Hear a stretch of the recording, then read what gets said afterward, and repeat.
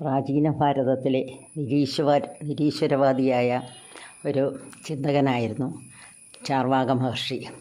അദ്ദേഹത്തിൻ്റെ ചിന്താധാരയനുസരിച്ച് വേദങ്ങളും അല്ലെങ്കിൽ അതിൽ പറഞ്ഞിരിക്കുന്ന ആചാരങ്ങൾ, മോക്ഷം, ആത്മാവ് ഇതൊന്നും നിലനിൽക്കുന്നതല്ല, അതിനെയെല്ലാം നിരാകരിക്കുകയാണ് ചെയ്യുന്നത്.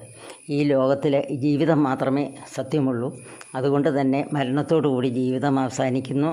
അപ്പോൾ പരമാവധി തിന്നുക, കുടിക്കുക, ജീവിതം ആസ്വദിക്കുക, ഇതായിരുന്നു ഇദ്ദേഹത്തിൻ്റെ ദർശനം. അദ്ദേഹത്തിൻ്റെ അനുചരന്മാരെ ചാർവാകന്മാർ എന്നാണ് പറഞ്ഞിരുന്നത്. ഈ ദർശനത്തിന് ലോകായതം എന്ന ഒരു പേരുകൂടിയുണ്ട്.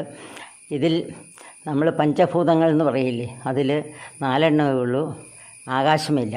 കാരണം അനുമാനത്തെ ഒന്നും വിശ്വസിക്കുന്നില്ല. പ്രമാണം, പ്രത്യക്ഷത്തിൽ കാണുന്നത് മാത്രമേ പ്രമാണമായിട്ട് ഇവർ അംഗീകരിക്കുന്നുള്ളൂ. അങ്ങനെ ഉള്ള അദ്ദേഹത്തിൻ്റെ അനുചരന്മാരെ ചാർവാകന്മാർ എന്ന് പറയുന്നു. എന്തായാലും ഇങ്ങനെ ഉള്ള അദ്ദേഹത്തെയും നമ്മൾ മഹർഷിയായിട്ടാണ്